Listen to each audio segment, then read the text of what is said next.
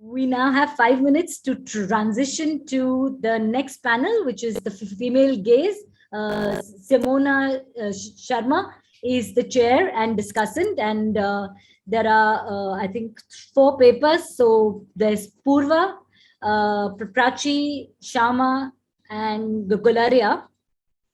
I think maybe one of them. We've had some dropouts because quite a few people are ill, but Simona will update you on that. But those of you who belong to the female gaze panel should now log out of that link and log into the panelist link that was emailed to you. As soon as you all come in here, we'll leave and we'll move into the participant link. Yeah. So can we have those people who are part of the panel, the female gaze, switching from the participant link to this one? Yeah, each of you has been sent a unique link.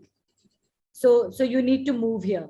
I'll wait here until you'll start coming in. So Simona, if you can move here now, and Prachi as well. I saw you here earlier. So if you can move back here. Okay, that's great. I'm going to move to the other side. Okay, Simona, handing over to you. Hi, Shilpa. Thank you so much. Hi, everyone. It was a very enriching keynote session that we had. So let's quickly move on to the session on female gaze. So we have 3 papers here in this session.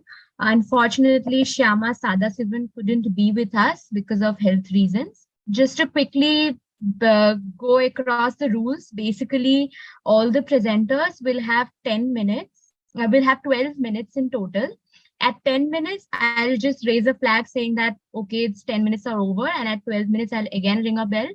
And hopefully you all will finish it on time.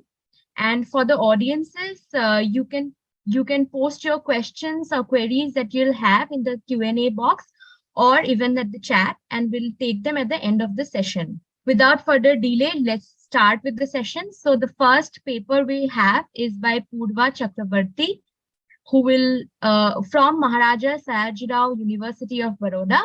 Her paper is titled Analysis of Fictional Men, written by Juhi Chaturvedi. You can start. Yes, ma'am. Thank you. I'll share my screen and start my presentation. A very hearty good morning to everyone present here. I am Poorva Chakraborty, a student of Master of Journalism and Communication at the Faculty of Journalism and Communication, Maharaja Sayajirao University of Baroda.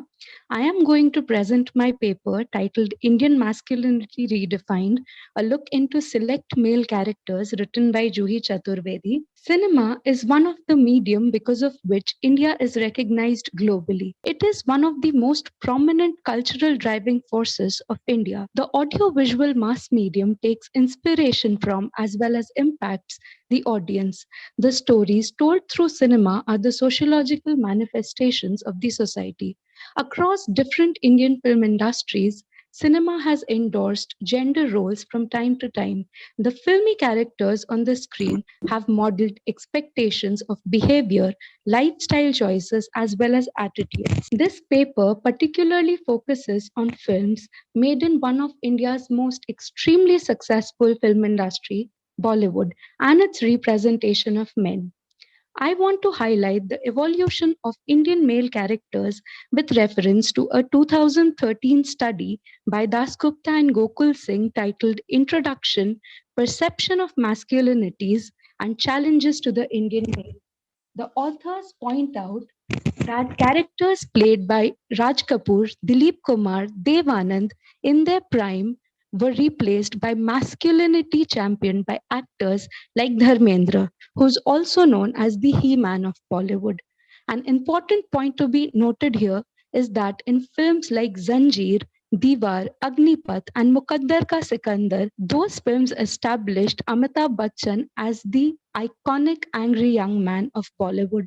This trend has continued with actors like John Abraham, Salman Khan, and even Hrithik Roshan, who gave a reason to Shah Rukh Khan to undergo a massive physical transformation for his 2007 film Om Shanti Om.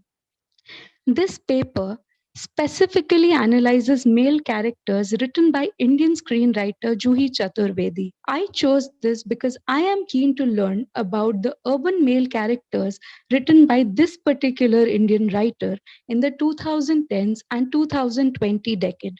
Juhi Chaturvedi is a celebrated National Award and Filmfare Award winner. Qualitative analyses are to learn about what kind of fictional men are written by Juhi Chaturvedi, to understand how these men stand out as protagonists and supporting characters in a narrative, to gain knowledge about how these fictional men are a catalyst of change in the perception of Indian masculinity. Juhi Chaturvedi has worked with ace director Shrujit Sarkar on the following films. She has written the story and screenplay for Vicky Donor, Piku, October, and Gulabo Sitabo.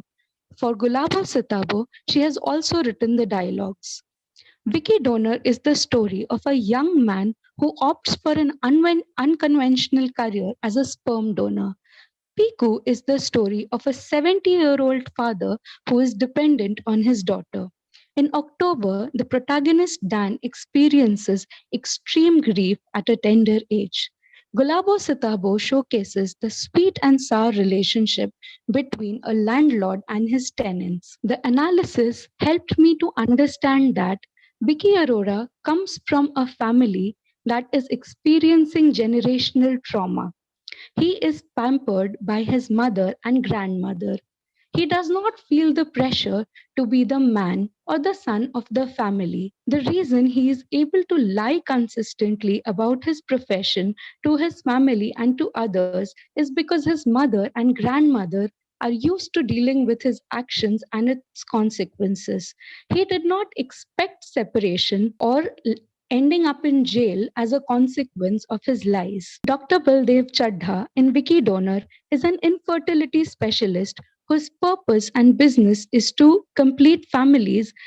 But an interesting fact is that he does not have a family of his own. In Vicky, he found his Alexander the Great. He understands Vicky's love for cash and kind and continuously lures him for business and makes a good amount of profit from him. It takes a woman's perspective, that is Vicky's mother Dolly, for him to understand his wrongdoings, and in a moment of crisis, he attempts to resolve the situation. In the 2015 film Piku, Bhaskar Banerjee is a perfect example of Indian cross-cultural urbanization and the efforts of an Indian man for a better life for him and his family. He defies the traditional notion of daughters being pariah dhan and consistently emphasizing on getting a daughter married. He has raised a fierce, independent, and ambitious daughter, Piku, who loves him a lot.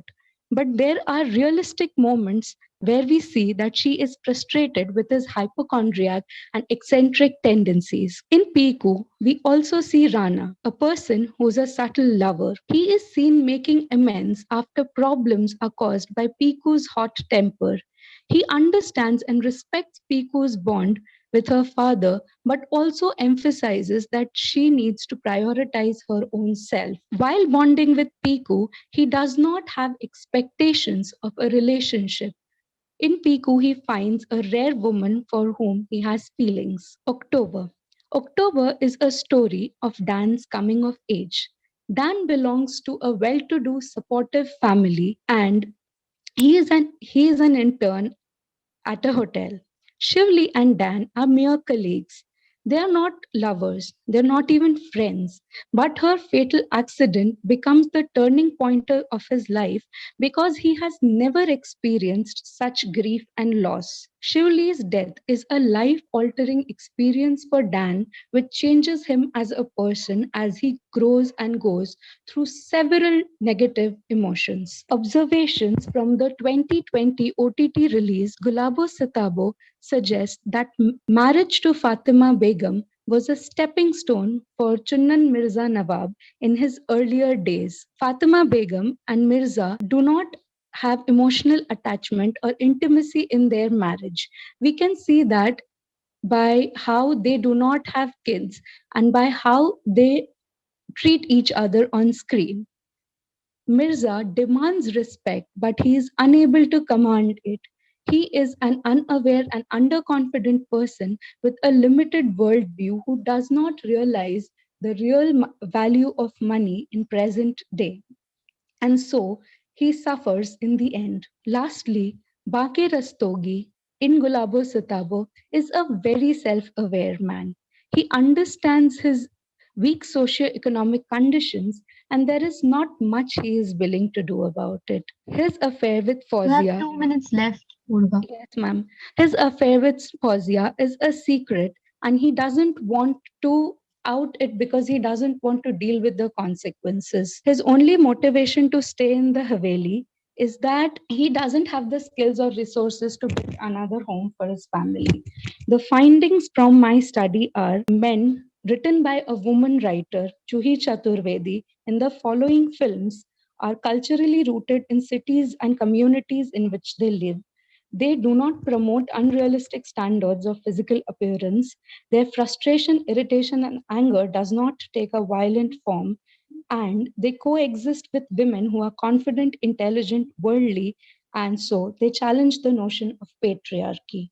On a parting note, I would like to thank the Tata Institute of Social Sciences for giving me the opportunity to be a part of Frames of Reference 2022. I'm very grateful. I would like to also express gratitude towards the Dean of Faculty of Journalism Communication, MSU Baroda, Professor Dr. Neeti Chopra, my teachers for their consistent and constant mentorship and guidance, and a special mention to my friends Sabbir, Galariya, and Ritisha Keswani for being there with me through the process.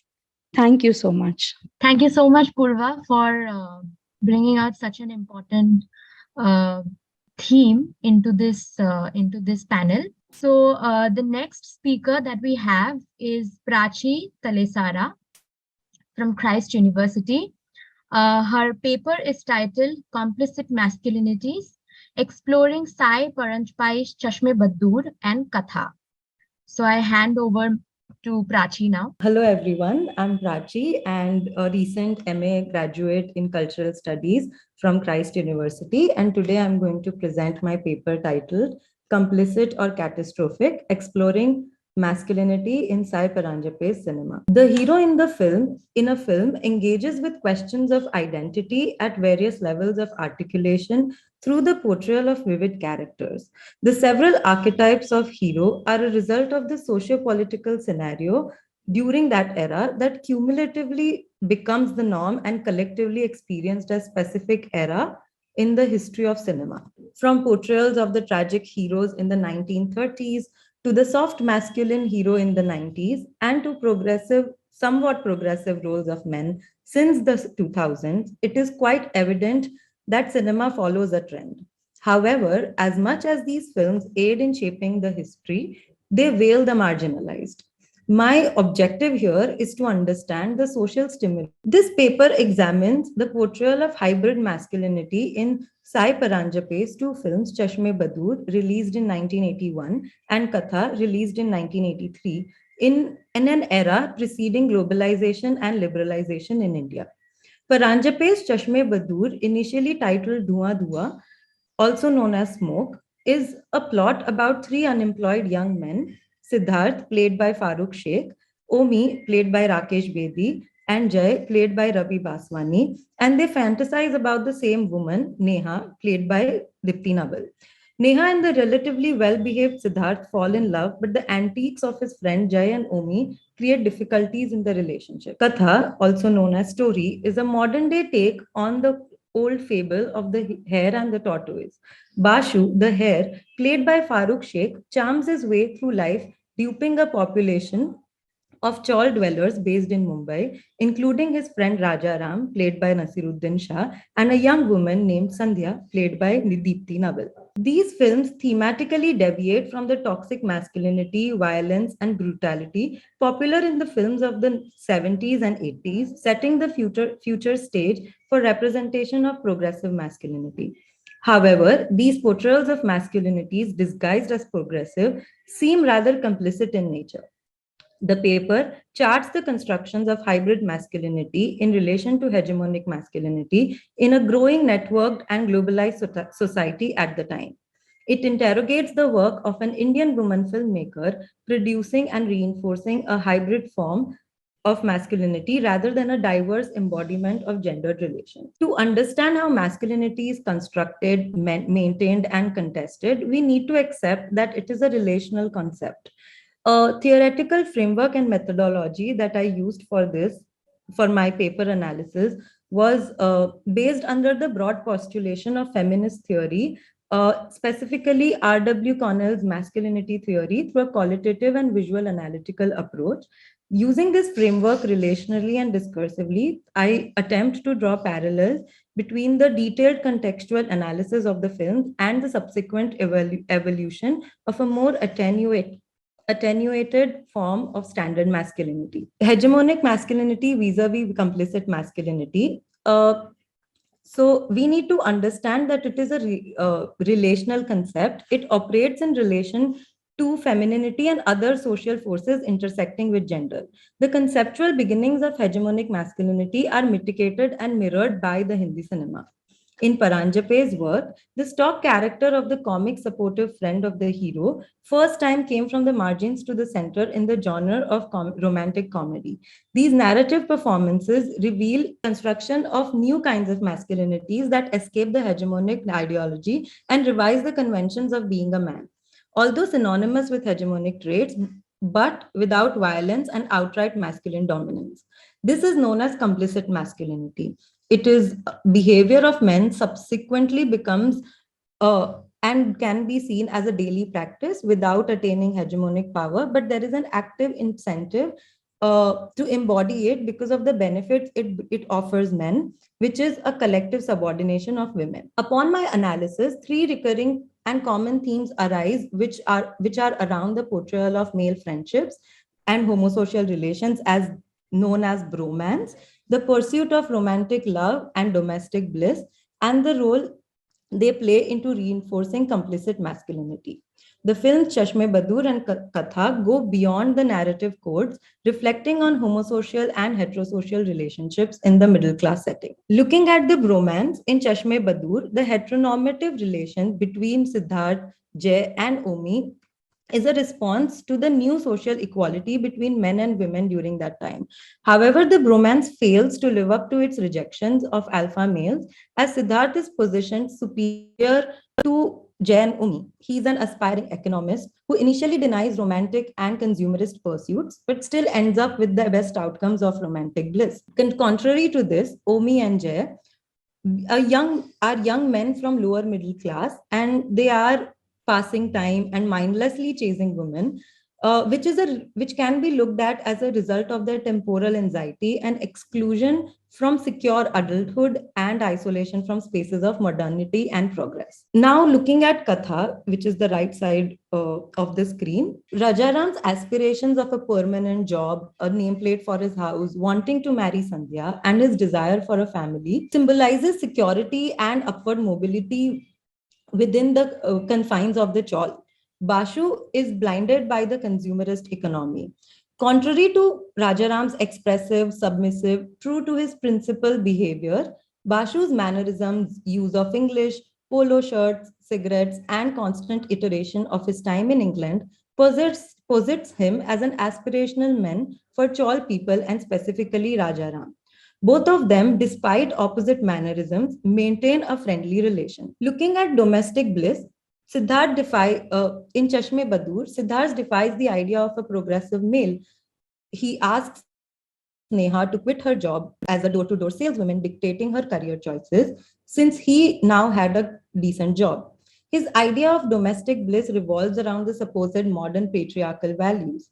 Later in the film, the treatment of Neha by Siddharth, after being fed lies by his friend about her disposition, exposes his misogynistic side. He leaves her in the false belief of her being with other men before him. He is not outrightly forceful or abusive, but he certainly enjoys a relative power imbalance and is complicit to the hegemony of social relations. In Katha, Sandhya is taken by Bashu's charm, who fits into her Robila criteria for her husband, which is smart and charming. As Sandhya dreams and plans about their married life, Bashu is romancing Mrs. Dindoria, Rajaram's boss's wife, and Jojo Dindoria, the boss's daughter of the site. Bashu advises Rajaram to change his ways or he'll be eaten alive by the world. It is indicative of juxtaposing Rajaram and Bashu, that Rajaram wishes for a social utopia, possibly where the world is not so opportunistic, whereas Bashu is more adventurous in his ways and wants to live the world. Sandhya pays a price for her desires as Bashu leaves her, possibly pregnant and alone. Rajaram agrees to marry her despite her carrying another man's child, which in hegemonic sense of masculinity would be heroic and courageous act. He's sustaining the order back into the world of his and people around him, which Bashu came in and disrupted. Looking at complicit masculinity, the male characters subscribing to the romance sentiment are juxtaposed in such a way which depicts a subtle marginalizations between male friendships as well. They may be invisible and seem inconsequential, but they are indeed significant. The supposed in modern sentiments to acquire domestic bliss with their romantic interests respectively also fails to subscribe to progressive mentality. They support and strengthen in eventually hegemonic masculinity. Now, looking at Paranjape's lens, it is her satirical and indexical portrayal of men in her films enable a strikingly feminine and feminist lens. Her choice of placing her male characters into the romantic comedy genre is political, as her characters navigate the masculine anxieties without challenging the status quo of gendered power relations, caste, and class. The speciality of domesticity intersecting with gendered experience, going through distinct private and personal sides of resistance, is very nuanced and detailed. Her portrayal of even homosocial relationships in her films lack the heroic traits of hero and are rather plebeian in their ways. Her attempt to foreground the stock character of the comic supportive friend of the hero is to move away from the angry young man persona of the hero, which notoriously gained fame in the 70s and continued till today.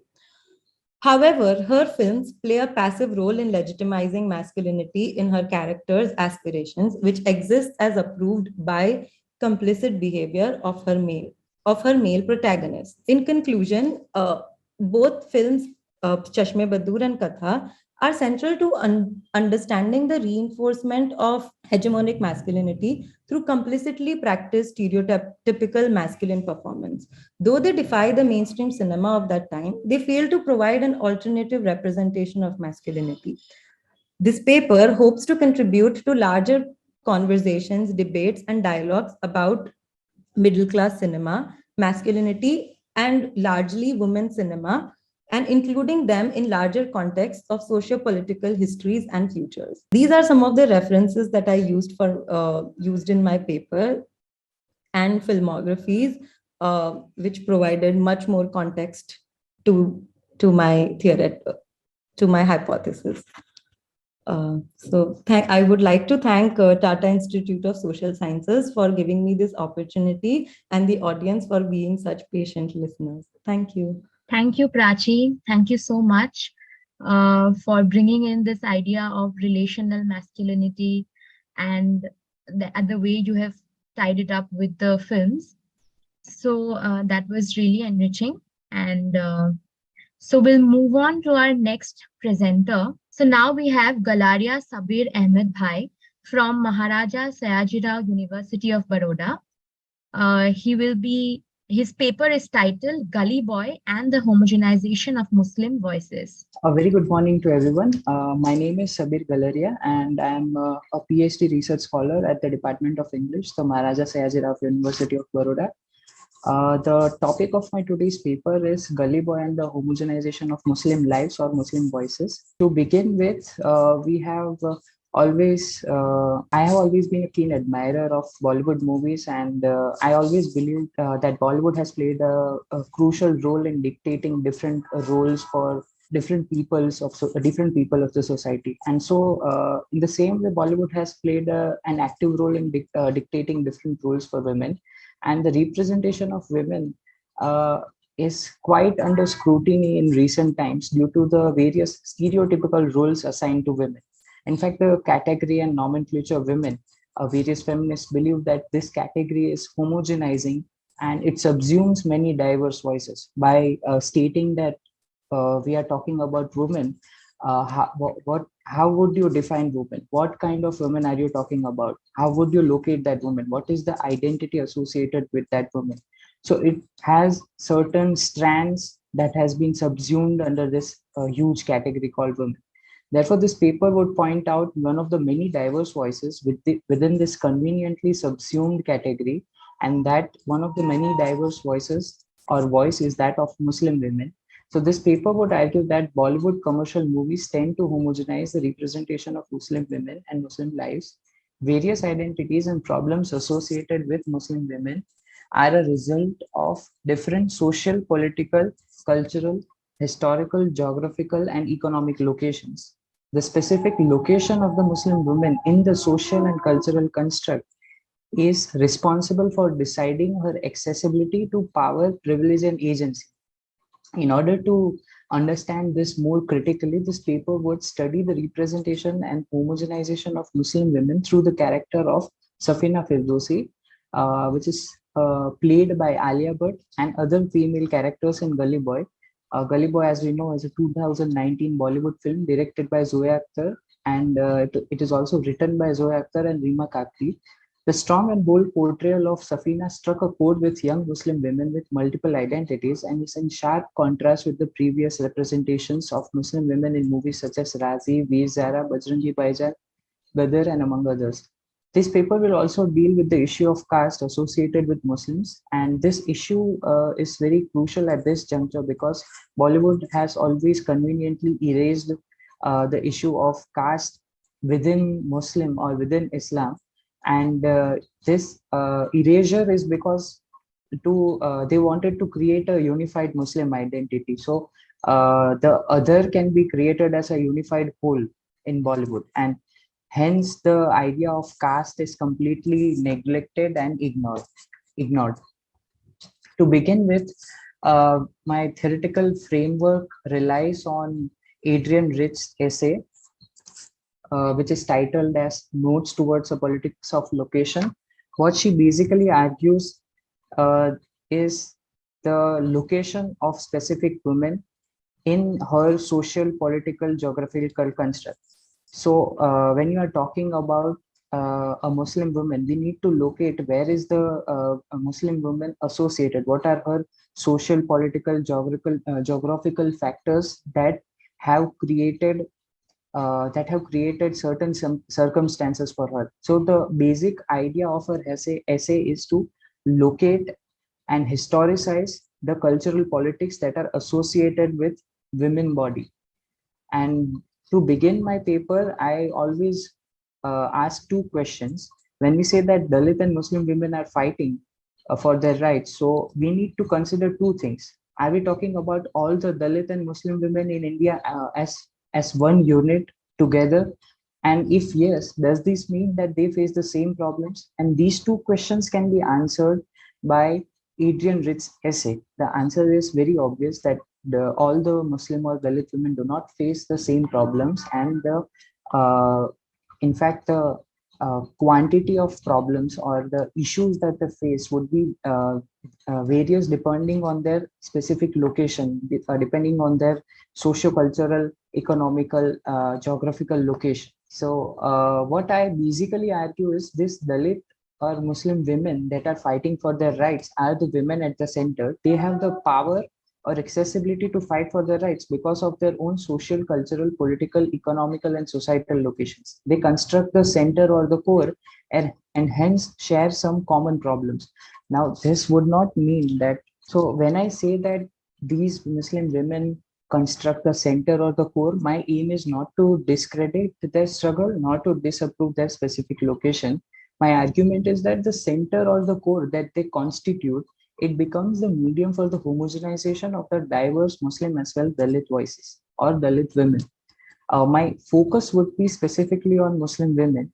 And when we say that Muslim women are fighting for their rights, we need to locate this specific idea of we need to locate this Muslim woman. Is she an upper class, urban, educated Muslim woman fighting for her right to citizenship, as we saw in as we saw in Shaheen Bagh?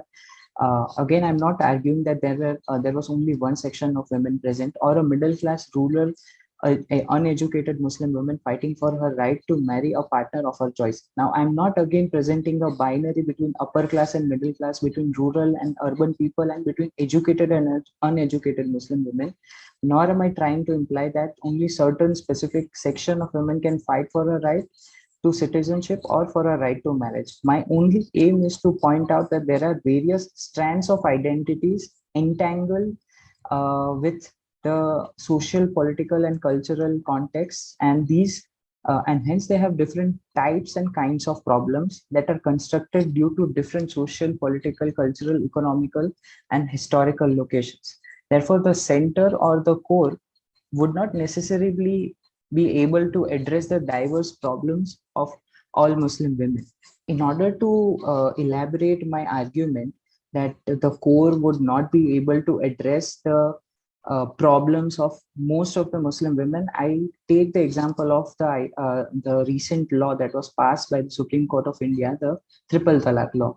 My aim is to highlight the cultural and more specifically regional aspects of Triple Talaq, and I would not delve into whether this law is good or bad. In order to understand the regional or more specifically cultural aspect of Triple Talaq, I would like to introduce Memon community.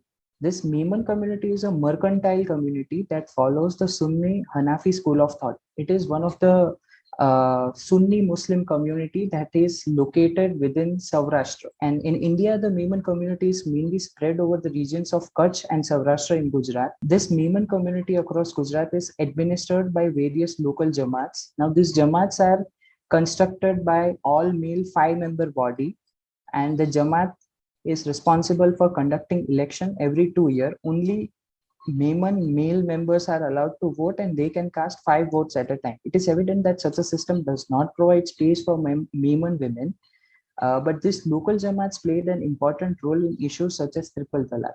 So whenever there has been a problem of divorce among Memon couples, so this Jamaat would jump in and it would try to negotiate between both the parties involved, and hence it would try to create a sort of a balance between both the parties. And this matter would not go to the court, and the Jamaat would take at least 2 to 3 months to solve the matter. If the couple agrees to the divorce, then the Memon men would be asked to provide certain financial support to her wife. And in any case, if the man is not responsible, then the Jamaat would provide certain financial assistance. Now, I do not argue that this Jamaat function in the same way across Gujarat. So we cannot even think of the working of this Jamaat in a standardized way. My only aim is that these regional aspects helped Memon women to support themselves even after Triple Talaq.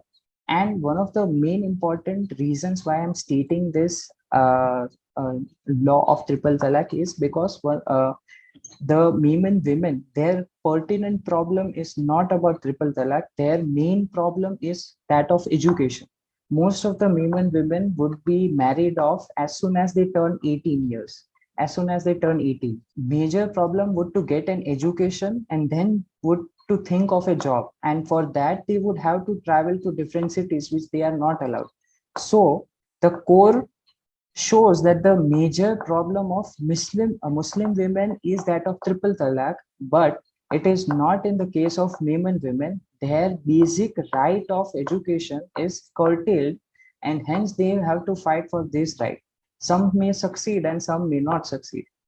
But this does not mean that Memon women do not have a problem of triple talaq. I am not again presenting a binary between rural and urban spaces and hence homogenizing the problems faced by Memon women. There are also various other strands of problems faced by Memon women.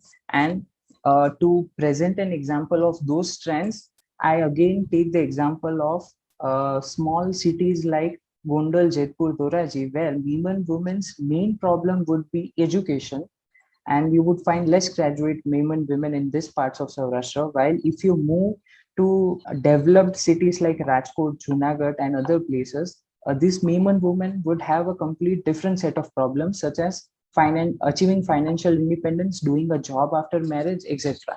So again, there are my aim is not to homogenize, and we can see that there are various problems associated with Muslim women, women, and other. Because of lack of time, I am jumping to the analysis of Gully Boy and the stereotypes that is presented in the movie. The first stereotype is that of stealing cars. I mean, how many movies have shown Muslim men and women doing a business that is illegal, that is criminalized, and that has a harsh penalty. And one of the examples of that idea of Muslim men, women associated in doing illegal business, the movie begins with that scene of stealing cars. We find that Murad, Moin, and Salman are stealing cars. But then my question is, what would a person or what would a Muslim man, specifically to belonging to different castes such as Memon, Sumra, Kachi, these are all the castes in Saurashtra, what would they find when they see Muslim men stealing cars on screen? So they would be alienated. There would be a kind of alienation because this is not the representation that people in Saurashtra or other castes of Muslim find relatable. The another important issue is that of polygamy. Now, the issue of polygamy is quite complicated. I do not deny that there are no issues, there are no problems of polygamy associated with Muslim men. But then the Memon men or Ghachi men would not associate themselves in polygamy.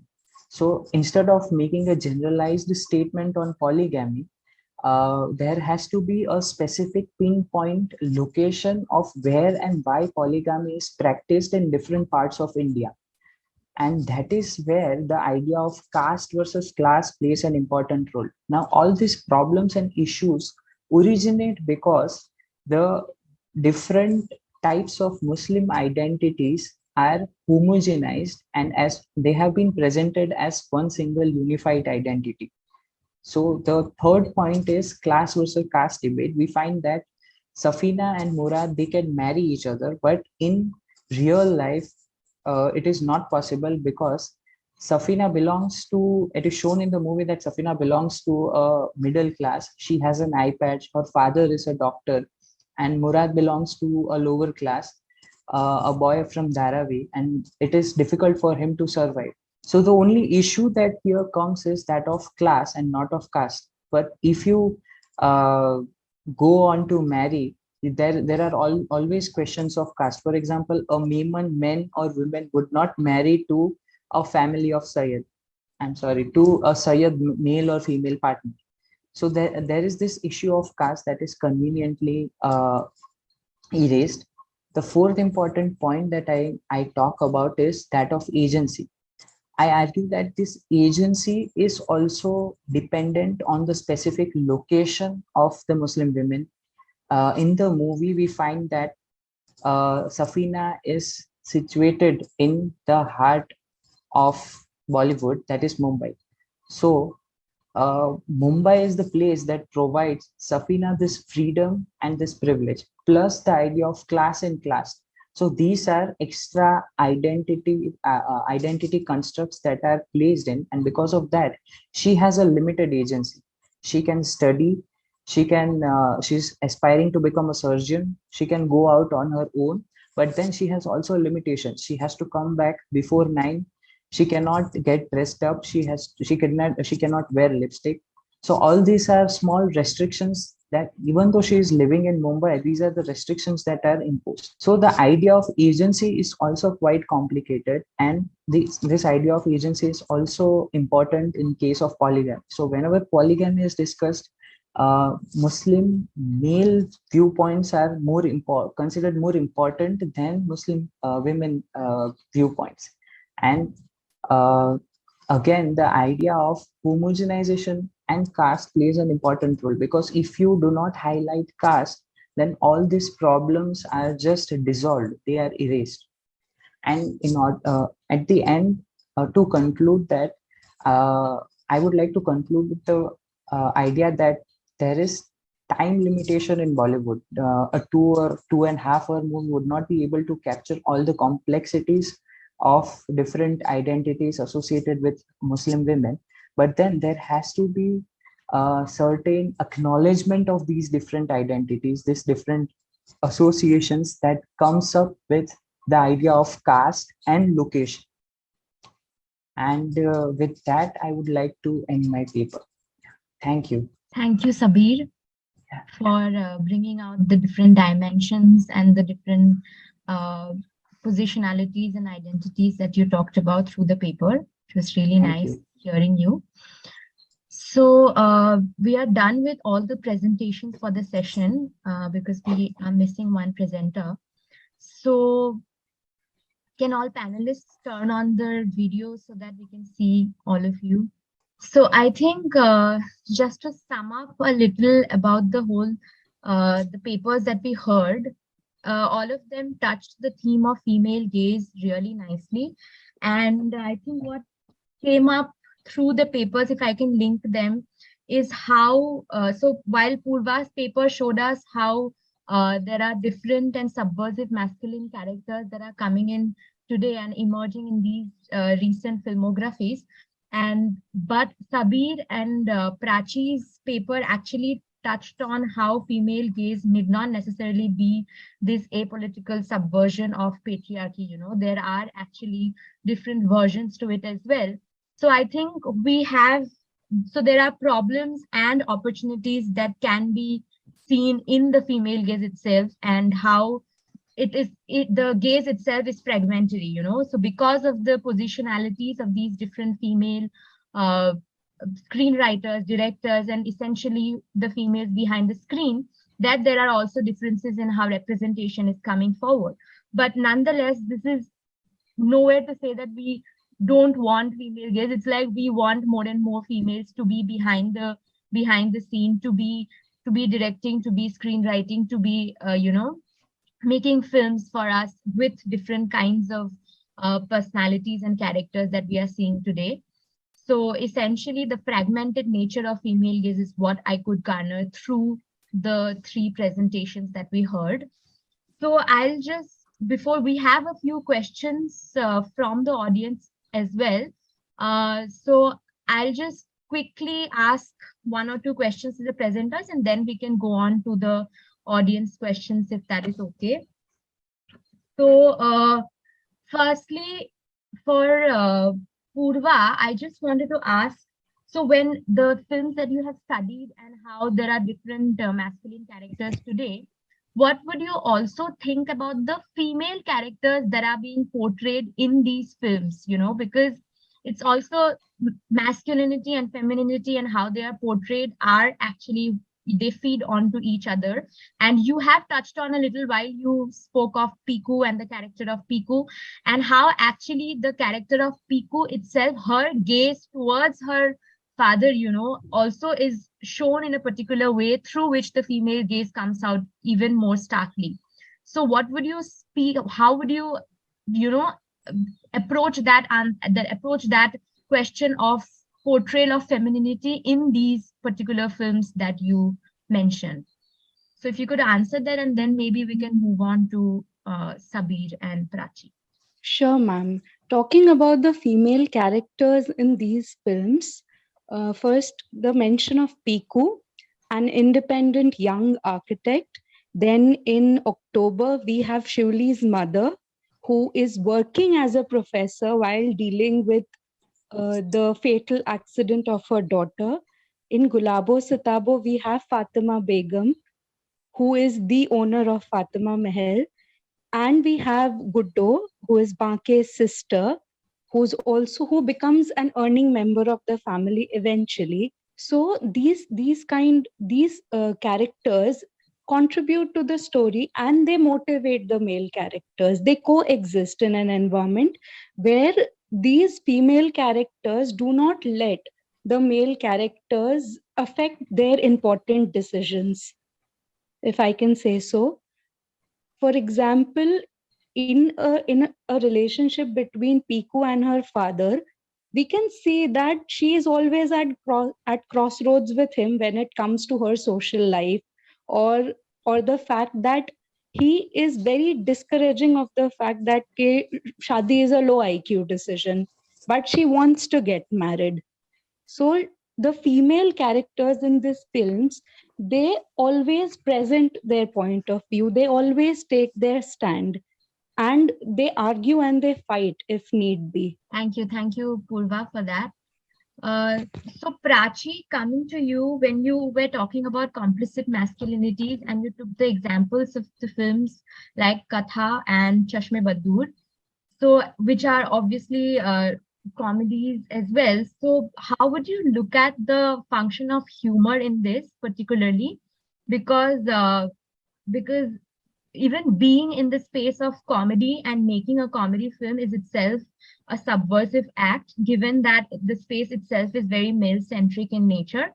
So how would you understand the role of humor itself, the tools of humor that is being used in these films as subverting the whole space of masculine power, or the whole space of power itself?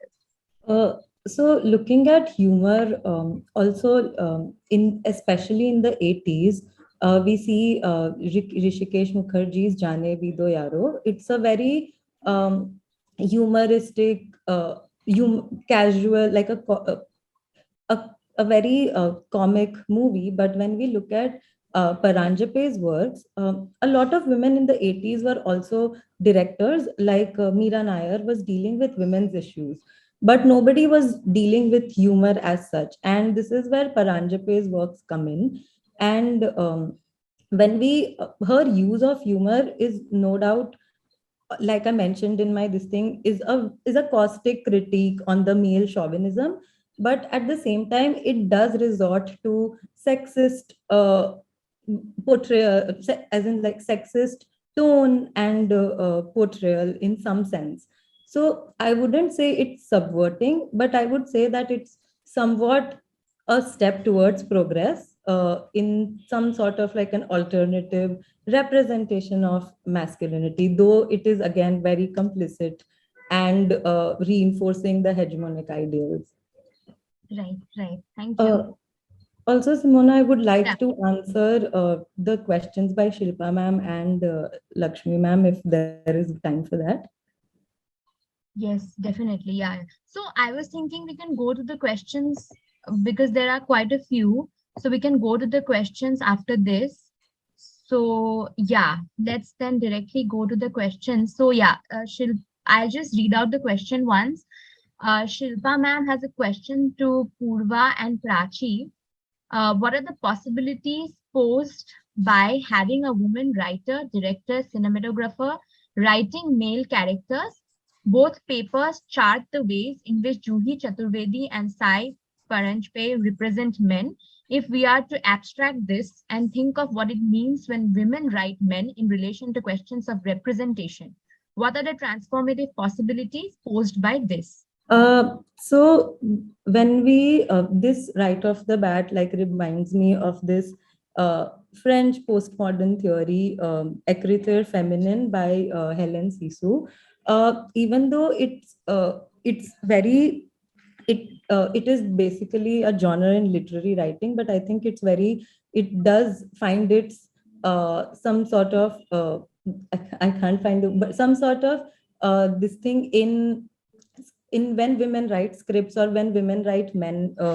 So the idea of portraying three men like in the film does take away the idea of the alphaness of the hero, and it does portray the women, it does give also the women the chance to also be very present and foregrounded in the story. Also, when we look at like Neha and Sandhya in Chashme Badu, we see that both of them are very motivated. They have their own aspirations, which might not fit into the patriarchal norms.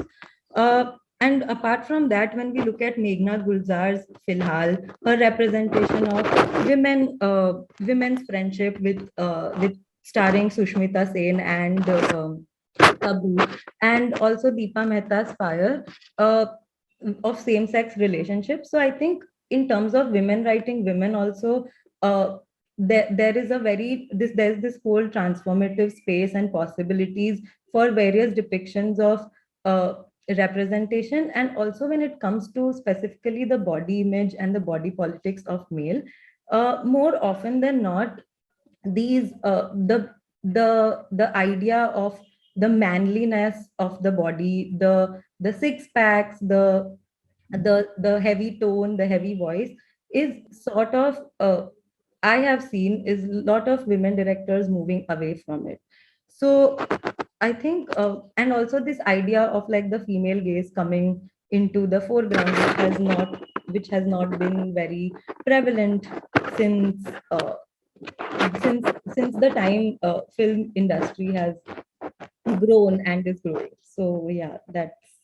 Poorva, do you have a response? And even Sabbir can respond to that question. So, ma'am, my response to the transformative possibilities of women writing, directing, and working on films is that the change in representation on screen is possible because of the change in opportunities in representation and in changing of teams behind the camera. So I would like to talk about how Juhi Chaturvedi as a writer worked on the films, and then there was Shujit Sarkar working with her vision. There was an entire team working on a story she wrote.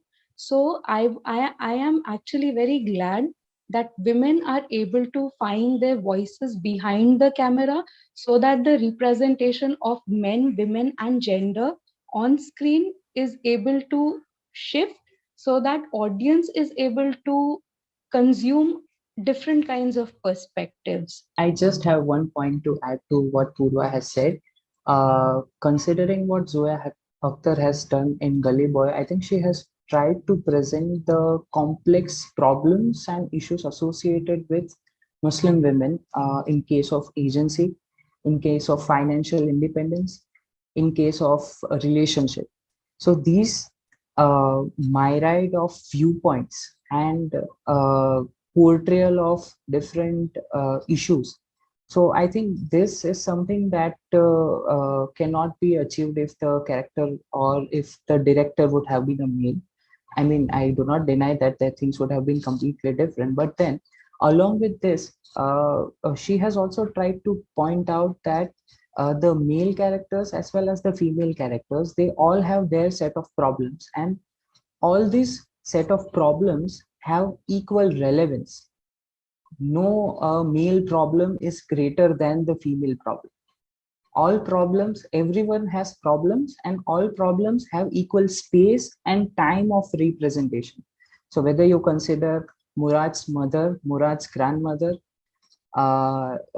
his own issues of becoming a rap star, or Safina's idea of becoming a surgeon, his mother's conservative viewpoint of not letting her out. So I think these different representations can be achieved through a women director. Yeah, that's it. Sorry, that was a... Okay, so before moving on to the rest of the questions, I just had a quick question for Sabbir as well. So at the beginning, when you mentioned that Safina's representation is in sharp contrast to Muslim women's representation in other films like Razi, Yeah. Dara. So could you please explain that a little and Yes. I'm sorry, I have not elaborated that on that part. yeah. If you consider uh, the representation of Muslim women in Gadar, so Gadar, we find that she has to be saved by Sunny Deol, and she has to depend her survival on Sunny Deol.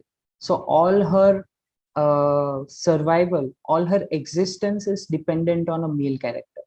If you talk about Razi, she has to serve a patriotic purpose. So along with Muslim men, I think there is this uh, undeclared burden that you have to prove your patriotism. And in order to prove your patriotism, she has to learn masculine skills. She has to learn to spy. She has to learn to fight. But then here in Gully Boy, we find Safina, who is a common Muslim woman whom you would find whom you would meet in your everyday life. So if you're walking if you are walking on a Mumbai road, you would find these representations of Muslim women. So what I personally believe is that the idea of common Muslim women, or the Muslim women that we actually see in the society, is represented by Safina. While in the earlier movies, they were either dependent on the male characters for their existence and survival, or they had a patriotic purpose. I'm not generalizing, but these are some of the key examples that I have observed. Sure. Thank you. Thank you for that explanation. So I will just read out a few other questions here. Lakshmi Lingam ma'am says, thanks for the presentation, Prachi. Can you think through and respond how you would look at Zoya Akhtar's Zindagi Na Milegi Dobara, which also has 3 male protagonists vis-a-vis Chashme Baddoor? Thank you for that question, ma'am. So I think one of the things that really struck to me is when we look at Zoya Akhtar's film, there is, and Paran Japai's film, there is a stark difference of class. And when in Zoya Akhtar's movies, Zindagi Na Milegi Dobara, there's these 3 friends, they embark on a road trip. And when I look at that journey, it's towards this pursuit of finding leisure and small like pockets of time when it apart from like this Western corporate culture. But when we look at Paranjape's hero Siddharth, he is an aspiring economist. So his pursuit is towards consumerism, towards the capitalist uh, aspirations. The second thing is this idea of leisure, which is only comes after a certain or like the idea of like the capitalist corporate culture, which is propagated that that ideology is only possible after you are at some sort of financial or upward mobility, or this idea of upward mobilization. But looking at Paranjape's films, there is this temporal anxiety to reach there. So there is and also the times obviously they've been made are very different. Is Zoya Akhtar's film is can be looked at as post liberalization, and these films Chashme Badur and Katha were and especially Chashme Badur is in an era preceding globalization. So yeah, these were some of the differences that struck to me. Okay. So there is also a question from Lakshmi Lingam ma'am to Sabbir as well. It says, thanks for the presentation, Sabbir. Do you see this as an authenticity issue of the script or the director's liberty? What exactly does this inauthenticity contribute in political terms? I'm asking this with reference to the controversies that often come up when Sanjay Leela Bhansali makes films on various communities. Yeah, thank you for that question. I think there are 3 questions that have been posed, and to answer the first question, I think it is more of the liberty of director, because she in one of her interviews told that the movie is based on the lives of the rappers, Mumbai rappers, and she has added a fictional story, and she has done this with the help of Muslim characters. So I think it's more of the director's liberty that she has taken. And this inauthenticity has created a disconnect between what people see on screen and what people experience in real life. And when we talk about party politics, this inauthenticity has also created a unified other, the unified Muslim identity. And I think it has helped many political parties to create an imaginary enemy. And also, when we say that there is this other in political terms, we also find that on the ground there are workers that are associated with caste politics amongst Muslims. So they also play an important role in charging this atmosphere. I'm not sure I'm able to address that political term wala question, but this is what I think of. And when we talk about Sanjay Leela Bhansali's films, and I think his one of his films was Ram Leela, where he took up two communities specifically from Saurashtra. I think it was the Bharwad community and Darbar community, and there he was forced to change the names of these communities in the movie. I think he had changed it to Sanedo and some other name.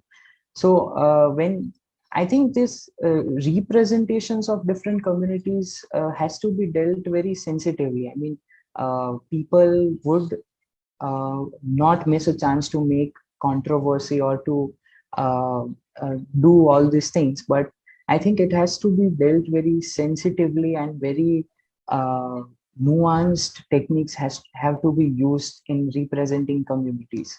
So there are some very interesting questions that have come up in the chat as well, which I think is open to all of you, and all of you can answer this. So it says, but how much of this really has to do with women writing women? That is the gender of the writer. How much of female gaze has to do with the gender of the creator? We have directors like Farah Khan, who despite being women are actually projecting male gaze. Zoya Akhtar's Gully Boy seems more to do with class oppression rather than intersectionality and identity politics of religion and caste. That is why it's, so to say, apolitical appropriation of Azadi and hip hop has been criticized. So anybody wants to attempt that, like how much of it is actually about the gender of the creator? It's by Nisha Kumari. Thank you, Nisha, for those questions. Ma'am, can I please address that? Yes, please. Yes, please. Ma'am, there are several female directors, for example, Zoya Akhtar, Gauri Shinde, Farah Khan, and others. And in my opinion, it is a personal choice of what they choose to make, what they choose to create, and how do they choose to present their characters. For example, if we talk about Farah Khan's Mehuna or Farah Khan's Happy New Year, in Mehuna we have a character like Sanjana. She is the protagonist is Shah Rukh Khan as Ram, but we have Sanjana who is a strong character. Her place and her position in the narrative is very important. Similarly with Deepika's character in Happy New Year, it is the directors and like the team's choice of how to go about and how to make the film. But especially for Farah Khan, she has put across female characters that give a strong message. Deepika Padukone in Happy New Year, she says that what I want from this career of dancing is respect. For her, respect is the most important element. In Mehuna, Sanjana's distance from her father becomes a very important element of the entire story. So I think it is a matter of perspective of the team making the film as well as of the audience. Yeah, to address the Zoya Akhtar's question, I do not feel that there is only class oppression that has been highlighted, because there is this scene in the movie where Murad is at one point offering prayers in the masjid, and at the next moment he is also practicing his rap with his friends. So this is what the idea of class and caste I think this is where the idea of class and caste intersect, because you would not find any person in Saurashtra who would do both the things at the same time. But then the fact that we have a Muslim character doing this on screen, it provides a space for caste and class to coexist, and caste and class to provide new space of expression, new space of identity, and novel ways of dealing with Muslim identities. So I don't agree with the idea that there is only class oppression. There is subtle presence of caste, and I am not able to understand what does she mean by a political appropriation of Azadi and hip hop has been criticized. So if she can elaborate, then I can comment on that. So when we look at I think female gaze does matter with the gender of the creator, but also a large part of the film industry, when we look at it, is also the box office collection. So even though we'd like to, as cultural studies scholars or students, we'd like to, sort of say that, oh, maybe box office or like the doesn't matter, this, like, it does matter, but like in the sense of the script or the gaze matters a lot. But I think box office plays an important role. And when I look at Paranjape's, when we look at her life and her biography, she very strongly says that, do not call me a woman director, and I don't portray any sort of women's issues through my films. It's uh, so so this obviously does bring in a lot of questions around the female characters or the female directors, and that's what my question through my paper was to, like, how a woman director is portraying, or like sort of resorting to portrayal of complicitness. But I think a large part of we don't realize is also to be a part of mainstream, or to be sort of um, to bring in the business. So I think many directors especially tend to do that is to resort to also the audience consciousness of what would the audience like or what sells. So this brings me to the question what Meenakshi ma'am addressed in her panel today about, how there is a need for also a sociological study of the audience in terms of gender or what they like to see, uh, in tandem with the times now the times of today. So yeah. Thank you, all of you. And so there are a few more questions. I think we can take them because we have time. This question is also for Sabbir. In Gully Boy, the focal point of Murad's rap had more to do with his class position, lack of financial privilege and access, than his caste identity, where in the style of rap, the different positionalities of one's identity becomes equally important to explore. Do you think it's an intentional shift of focus on the maker's part to highlight Murad's class position more than his caste location? Yeah. I don't think it's an intentional decision. I mean, yes, it highlights Murad's class position more than his caste location. And yes, rap has to have a mark of its creator, just as Ghazal have a takhallus. So, but I don't think it's an intentional shift, because Bollywood movies throughout the years have not made many attempts of even highlighting the fact that there exists castes within Muslims. Whenever you would see any movie, you would find that Muslims are always united. Forget about the Shia-Sunni conflict. There exist castes within Sunnis and within Shias. But then all these things are dissolved, erased, and there is one unified Muslim identity that is created. So I think it is a continuation of that identity, unified Muslim identity, that has led to the erasure of caste markers that may exist in rap songs. So I don't think it's an intentional. It can be intentional, but I don't really believe that she would have done this intentional. One last question for Sabbir again. You have based your analysis on Gully Boy. Any other contemporary films you may want to discuss where location or intersectional identities are dealt with more sensitivity and complexity? I couldn't remember any names of the movies that deal with the ideas of intersectionality more sensitively than Gully Boy did. I mean, there is an attempt to show that there are various identities there in terms of class. I mean, there is no mention of caste, that's true, but then we cannot deny the fact that it showcased different Muslim identities that have been remain unaddressed since many years. But there's this series, The Family Man, where they have it's on OTT, so it's not a movie. The Family Man tries to deal with the different Muslim identities. It has not stripped the socio-political context of those Muslim identities. It has sensitively shown the issues, the problems that have been revolving around these different Muslim identities in the family. But I couldn't recall any movies right now. Okay. Yeah.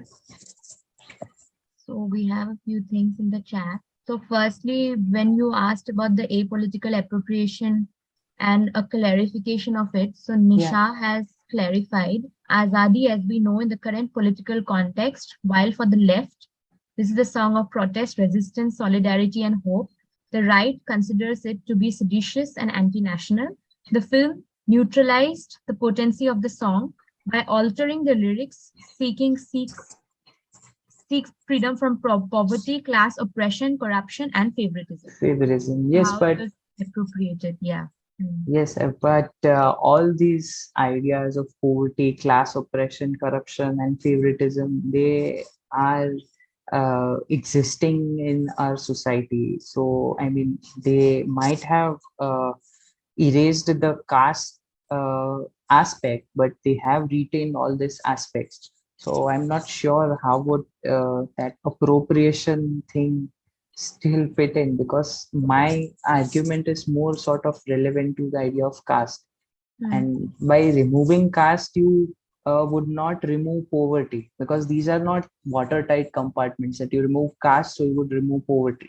So when you say poverty, so there would be a factor of caste, a factor of corruption, a factor of oppression associated with all these things. So even if you isolate certain words from a song, the specific location of the song, the specific singer of the song, as in who sings the song in the movie, who raps the song in the movie, it's still there.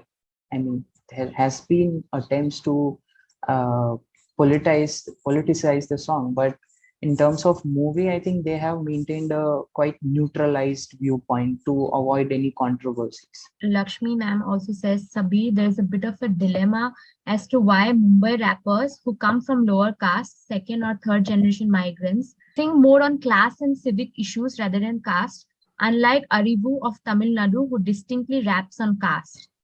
Yes, that is true. That is something that I have also observed, and I'm not able to come up with a definite answer. But what I think is it could be because their understanding of caste is not as clear as how we look caste. Their emancipation or their liberation is in terms of money. So their aspirations would be tilted towards achieving financial freedom. So I think, I mean, I'm not sure that this is the correct answer, but I think this is one of the reasons that they have this idea of economic freedom or class freedom, that they want to climb the class ladder, that they want to address the class issues that they have been dealing with. I think that could be one of the reasons. We are done with all the questions, and if anybody else wants to pose a question, we can take one or two. Otherwise, we are done with the session. So there's this one question by KV and me, and Yeah, she's asking that how is caste intersecting the Muslim identity in the non-film world? How is cinema able to address it given that there are films with Muslim protagonists on screen? So, in the non-film world, uh, the oppression that Muslims face are also unified. So, so for example, when you go on to find a house on rent, so the person who would be dealing with you, they won't care about your caste. So their only idea would be that you are a Muslim, so you won't be able to get a house on rent. So because it's a homogenized representations through cinema, so people also perceive Muslims as homogenized unity. So the oppression is also homogenized. So in some places, the Muslim identity would, I mean, it's enough for you to not find a place at rent. And at some places, for example, if you're looking for a place in Muslim dominated area, then there comes the issue of caste. So for example, the Sayyids would prefer staying in a posh, high localized areas. The Memons would also find posh areas and where all basic amenities are available. So there, this is how the idea of caste is present in the non-film world. And I don't think there are many movies that have been able to address this myriad issues. Thank you, everyone, all the panelists, for bringing about a very important discussion and enlightening discussion amongst us. And it has been pleasure hearing all of you and the work that you have been doing. Thank you to the audience as well for being there and for asking important questions. So the next panel is at 2 p.m. on screen representations, and we hope to see you all after lunch and in that panel. So thank you again, and thank you all very much. Thank you.